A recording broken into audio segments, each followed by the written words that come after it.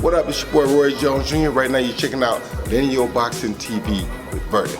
Don't miss it, the man is fantastic. LinealBoxing TV, if you could kindly introduce yourself. My name is Joe Louis dos Santos and I am a new professional boxer. Just quickly, Joe. Yeah. Before we start, you've got the most boxer name ever. Yeah, I know. Can you just... I was supposed to be called Jack or Sonny. They were the two names that were floating about, and then as soon as my dad saw me, like, I was just this little stocky thing. He just instantly came up with Joe Louis. It was his favourite boxer at the time. Yeah, which he's now my favourite boxer. But it sounds a bit vain when you say, "Oh yeah, my favourite boxer is Joe Louis," when my name is that. Yeah. That's quite a big sort of person to take after as well. Yeah, a little bit. Yeah, but I mean, I haven't picked up the same stature as him. And you're not black. Yeah, so. and I'm not black, so that's another thing. Not heavyweight. No, and I'm pretty sure I can't call myself the Brown Bomber nowadays. I don't think that'll fly. But yeah. No, great name though. Yeah, it was a good name. Have you got a nickname at the moment then? I don't really need one. Well, no, Joe, yeah. I mean, Joe Louis dos Santos is, without sounding a bit big-headed, but it's a pretty good name. It's fantastic, isn't it? Yeah, it sort of rolls off the tongue, and named after a legendary boxer. Yeah. That most of the people my generation haven't heard of. And do you know what? He really is something else, isn't he? Yeah. When you actually watch him, it's like, obviously, a lot of people, like you said, your generation now, don't really know. He was something else, wasn't he? Yeah, he was. I think he held the title for 12 years, wasn't it? I mean, he did lose in between that, but that was during the Olympics. That's right, yeah. Yeah, but yeah, he was one of the best boxers. Yeah. I suppose he didn't cause an uproar to become that famous. So you certainly know your stuff. How did your boxing journey begin before we get... So my dad first took me down there. My dad was obviously my coach at the time, but he took me down there because I was like really shy. I wouldn't talk to anyone. So what club was this? Woking Boxing Club. Yeah. Took me down to Woking, and I literally just enjoyed it from there. It was fun. I don't think I got nervous before fights. Yeah. I was always excited. I was like buzzing to get in the ring and just like get boxing. Obviously, as you get older, you start putting a bit more pressure on yourself, so you start getting a bit nervous and stuff. But yeah, I really enjoyed it at the start.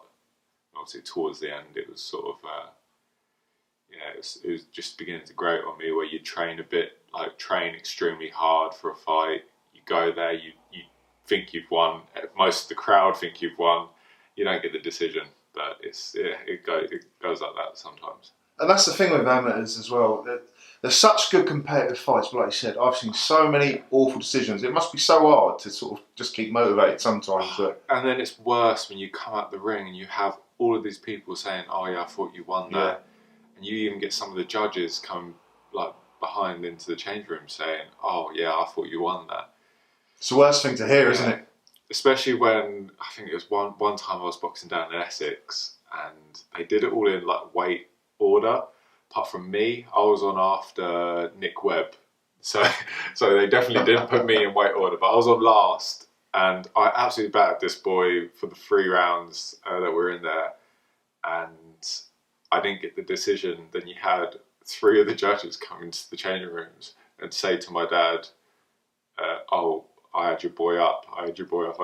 He said, "Well, one of you didn't, or 2 of you did." Like, it's just that's not how it works, is it? No, that's not how it works. Like, if you all went for him, then he would have got it. But yeah, it's a bit demoralising when you get decisions like that. But yeah, hopefully it's all part of the learning curve, I suppose, isn't it? Exactly, it is. Yeah, you've got to win clearly. It kind of strives you to become a better boxer. So explain a little bit about your amateur career. Then you trained out of Woking. Great for me because I've trained there, and it's good seeing you guys come through. It was tough. It was tough at Woking. Were you there before we got the new gym? I went a couple of times before by the football club. Yeah, the old gym. Just the atmosphere there was amazing. If it was cold outside, it was even colder inside. Yeah.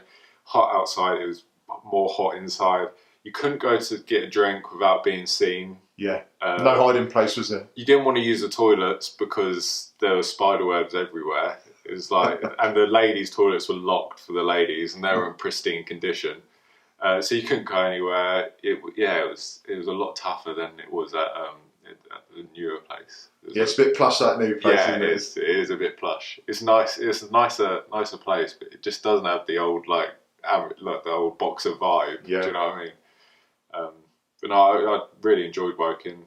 I really enjoy going down there now. Like the training is Really is a great club, great trainers, isn't it? Good vibe. Yeah, it is a good vibe. It's welcoming down there. It's nice. It is nice. But yeah, I boxed there for 12 years since I was 10. Had 69 fights with them. Yeah, you had a good amateur career, didn't you? Yeah, it was. My record wasn't the best though in terms of win to losses, because my dad was the matchmaker.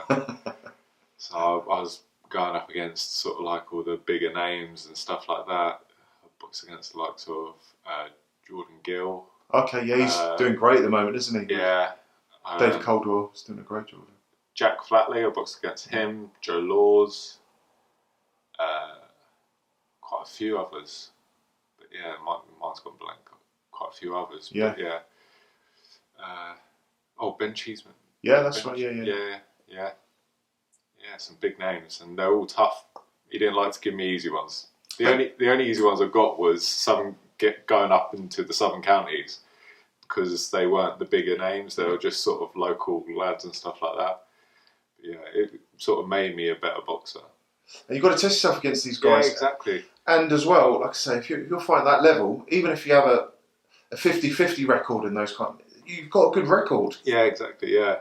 Well, I had just over 50-50 at the end of it. Yeah. But yeah, I was happy with it. Obviously, we were talking, you get some dodgy decisions and stuff, which, everyone wants a perfect record, but it doesn't always happen in that. If you want a record, be a DJ, mate. Yeah, exactly. But it's good now seeing these guys from Woking. You've got obviously Billy Allington, he's doing well, isn't he? Yeah, he's doing well. Nick Webb had a fantastic win and prize fight as well, didn't he? Yeah, it was good. That was good. Yeah. There was another lad that turned pro, I forget his name. George Lamport. George Lamport, yeah. We produced some pretty decent lads from there. You had little Tony Vincent as well. Tony Vincent, that's right, yeah. Coming out of there. You got quite a few good ones. So, what made you change then? Is this what you always wanted to do, or? I had 3 years off because I had enough of the decisions and stuff like that. I just sort of thought I need a break from this. After doing it 12 years straight, literally no breaks in between, I thought I needed a break. It ended up being 3 years. I enjoyed myself with food a bit too much. I then started to train again because I was a bit overweight. And when I started training, I was about 95 kilograms. And then I started doing the... Cool, you never looked that big. Oh, no, but I must have reached near enough 100 at some point, because it was a month of training before I actually weighed myself, because I was scared of weighing in. The years of boxing where you're scared of the scales, like you're scared of seeing what it's going to say. But yeah, it took a month. I weighed myself 95. I then started doing boxercise classes, which I really enjoyed, teaching people boxing, and then it sort of I got the buzz of boxing. Just get that again. buzz back, don't you? Yeah. And I just got stuck getting back into it, and I sort of thought to myself, if I'm going to do boxing again, I don't want to do it for free. I don't want to train that hard for free. I want to try and make a bit of money out of it, so I thought I might as well go pro. And test yourself and see where it goes. See the challenges that I can get with this. So going on from that, turning pro, what a great way to start. Aldershot, just down the road from you. Nice. Can you walk there? Yeah, I can. We actually walked there today. But that was go to Spoons to grab some breakfast. Yeah. So, yeah. Healthy one, I hope. Yeah. Yeah, healthy one. Yeah, I'm right on the way. I can. So you'll be fighting a super middle, yeah? Yeah. Yeah. Weighing in at the moment at 76.5 exactly. Yeah. Which is nice. It's nice to not have to worry about that. Yeah, home show, close. Yeah. A lot of friends and family coming. A lot of pressure on you? A little bit. I try not to. I'm trying not to put pressure on myself, because then you just start getting stressed out. Yeah. So I'm just sort of... If you've done all the hard work by now, it's all, I'm this just is laying the back. job. Yeah. the boxing side of it, I can handle the pressure of that. There is no Yeah. pressure with that. I can deal with that. It's the ticket sales and all the other stuff that that adds the pressure on. So yeah, but that hasn't been too bad because it's a local show. Yeah. So all the shop born and raised. I've got lots of friends around there. And it's some good guys on that card as Yeah, well. there is. Good local it's going to fighters. be a good night. Yeah. It's going to be a good night. It's a shame. It's good for the area, isn't it? Yeah, it's a shame you had little Alfie having to pull out. Yeah, that's right. Yeah. Yeah, because he would have been good for his pro debut as well. But yeah, can't do anything with a sprained ankle. No, that's it. You can only Exactly. can only get through so many injuries, can't you? It's one of them sports. If you're going to go in, you've got to be 100%, don't you? So yeah, exactly. You can't sort of go in 50. Like if there's a small bit of doubt in your mind, then you've pretty much lost it. Yeah. It's more of a mental game than a physical game. Like you have to be physically fit, but if mentally you're not there, it's pointless. And that's so true, isn't it? You see so many fighters, you can see them pretty much lose before they've even got in the ring. You can see them in the change rooms; they're getting stressed out. You see all the energy draining out of them. You can see it in their eyes, and they waste. It's weird that how if somebody has a negative thought, how it can actually drain them of all of their energy getting into the ring, and then they obviously don't perform as well as they could because they've already drained themselves stressing out. That's why I like to. I'm quite a chilled back, relaxed person. Yeah, not like my dad. I like your dad. Your dad's a nice guy. So. Just speaks his mind. Yeah. He takes all that pressure off you, doesn't he? Yeah, exactly. He does the talking for me. It's fine. I can just sit back. You do the fighting. Yeah, exactly. So if nobody's watched you, nobody knows anything about you, what is your fighting style? How do you fight? And I'm probably more of a counter puncher. I'm definitely a boxer through and through. Yeah. I don't have wars. I'm good at picking people off. Yeah. And I think at Woking, most people didn't like sparring with me or going with me because I was a bit of a nuisance. Yeah. They couldn't really catch me, and then they get caught with a punch that they weren't expecting out of nowhere. Yeah. A bit awkward. Yeah, I think you punched me once as well out of all the. I used to. A lot of people sort of when they saw me walking towards them, they'd try and find a partner quickly, even for like shadowing and stuff like that. Dan Williams, remember? Yeah, of course. Yeah. He hated sparring against me because he's a big guy as well. Yeah, exactly. The bigger guys punch a little bit slower than the But it's I prefer to outbox people rather than have a war. The sweet science of it. Yeah, exactly. It's the whole point of it is to hit and not get hit. I've seen so many boxers go from like all the way up here to go downhill because they just keep getting into wars. Yeah, and listen, it's such a dangerous sport, isn't it? Really, you've got to just And listen, you're not going to get in there and not get hit. If you could, that would be it'd be amazing, isn't it? Yeah. If Lomachenko can be put on the floor and Floyd Mayweather get rocked exactly. I mean, you're bound to get hit by one. It's inevitable. But if you can avoid getting hit, that's just the dream. So, have you had any advice turning pro? What advice would you give anyone else? Is this something you've always wanted to do? Probably, I don't know. I've always had a love for boxing. Yeah. It's always since obviously starting at age 10, and it sort of changed me as a person, made me more confident, made me more outgoing. I've always loved it. I've never thought of it as a way of life or to make money. But obviously, thinking about it now, it's definitely a way that I'd like to go.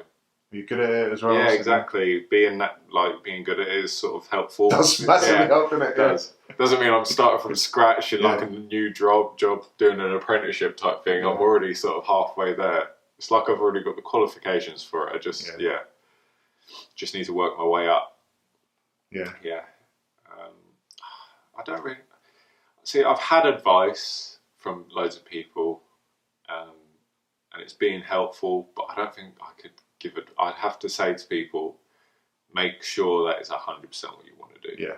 Like you have to. It's not just like a job where you can come home and then that's it. that's your job. Takes over your life, doesn't it? It is a way of life. Like, you have to sacrifice quite a lot to be able to make it so big.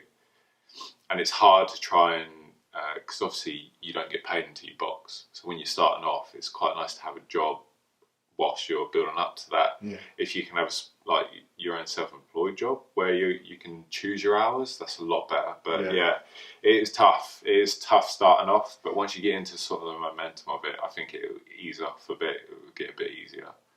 It's a roller coaster, I Yeah. think, isn't it? It's just a roller coaster. Up and down all the time. What some people, and they've got such good momentum, they take a couple of bad defeats, and then it's just you're just scrapped again. It's just you have to start again, start the momentum. So Yeah, it's gonna be exciting though, mate. yeah, it's going to be. I am kind of excited, especially for a home. You can't have a better sort of show than that, really. No, just exactly. You're going to get there like Rocky in his car and everything. Oh, I wish. I wish. Yeah, I wish.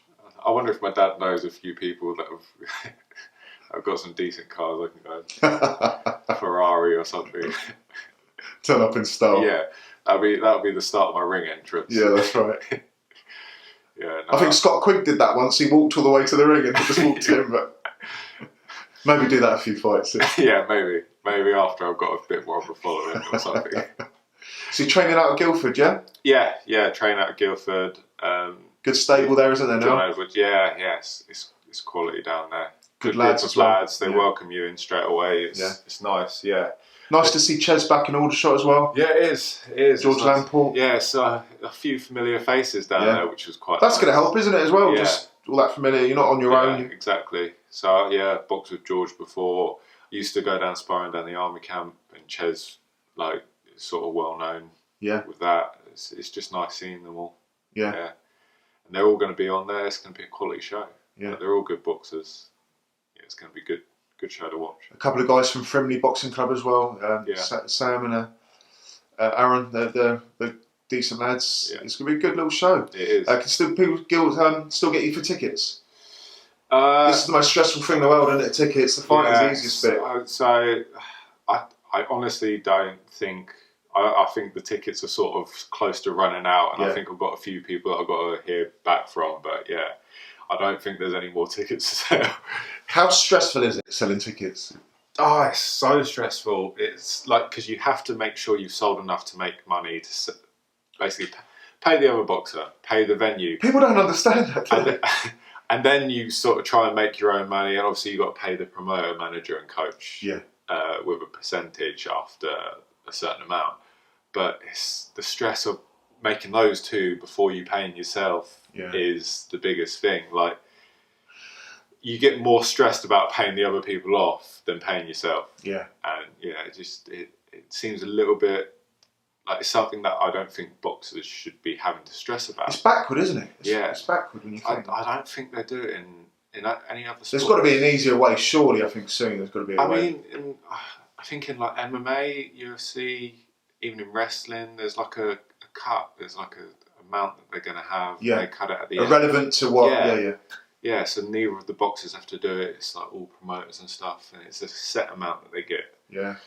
I think that might be an easy way, but it's changing the whole system. It's all part of the experience as well, again, though, isn't it? Yeah, exactly. It's fun experience. It's a roller coaster. It is a roller coaster. I had one unlicensed fight, and I put on my Facebook, I've got some tickets left for sale. Yeah. The only person to message me that night was a mum, saying my kid started boxing. Can you have a word with him and tell him to quit? I don't want to do it now. You're not going to do that, are you? Maybe I'm the wrong person to ask, but do you want to buy a ticket? I mean, it's stressful selling the tickets. What I would find more stressful is, so Ches was I think he was quite lucky with his first bout. Yeah. He got to box in the O2. He was in the O2 when he on a James DeGale card. And I think it was his second and third, which I think a week before both shows, it was his second, I think it was second, a week before his show got cancelled. Yeah. And then it got put back up and then cancelled. So then he had to sell the tickets, basically sell the tickets, and then he had to give them all back. Yeah. That's probably more stressful than having to just sell it. It's like having a show cancel on your last minute or a boy pull out last minute. That's probably the most stressful bit. Listen, it's all It part happens, of that. yeah. It's all part of that. It's the hardest sport on earth. It is, yeah, and not just because of the boxing. No. It's, yeah. So many little things that nobody notices. No, it's like when people hear, "Oh, you're going into professional boxing. Oh, that'd be good.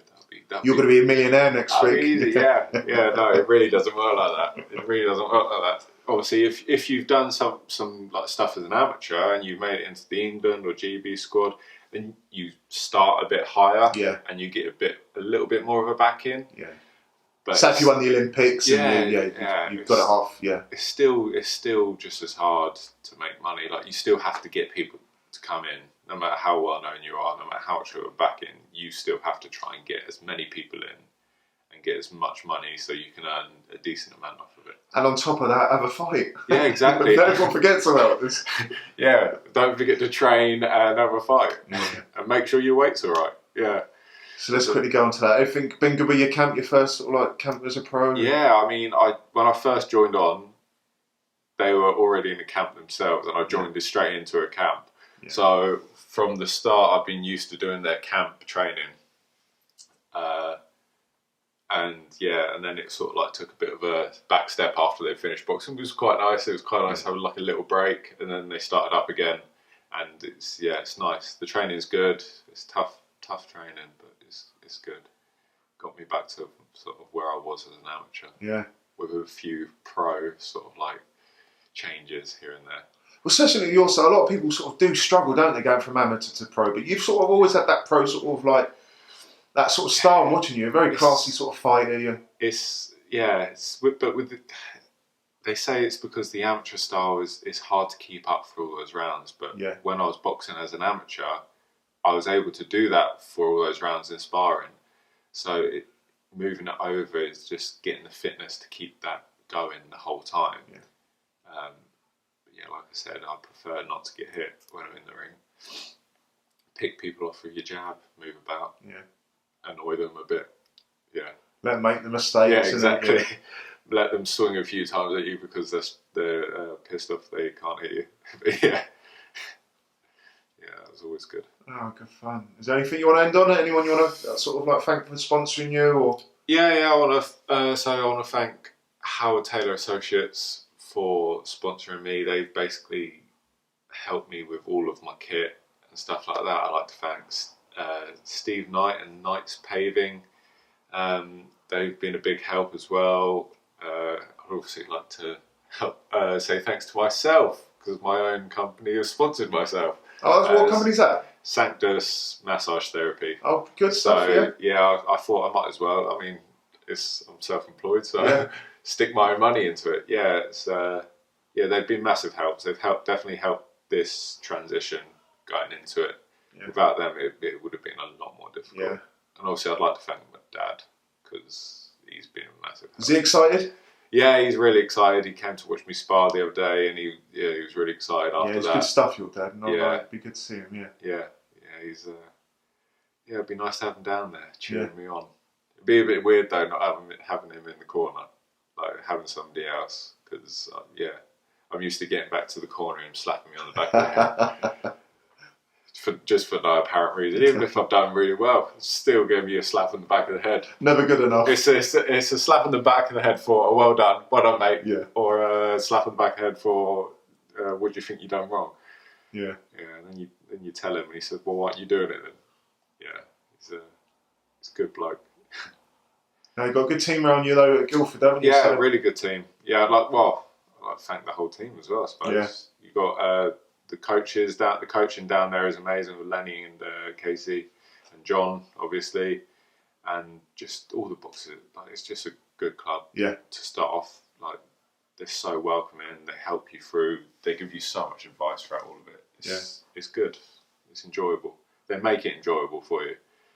It's serious, but they still have a nice little joke about it and stuff like that, which is nice. Oh, lovely. Well, good way to end it, mate. Yeah. What can people expect from you from next Saturday? Hopefully to hit and not get hit. That's I'm not gonna say to people I'm gonna give you a bloodbath. I'm definitely gonna go in there and try to just technically give them a masterclass. Just with this week's technical boxing. Yeah, and give them a good bit of boxing to watch. Be a great opener for the show. Yeah. Yeah, that's get people excited for the rest of it. Get on the journey, mate. Yeah, exactly. And remember me, because this will be your first ever interview. Yeah, of course I will. Yeah, I can't. No, you boxing with each other working.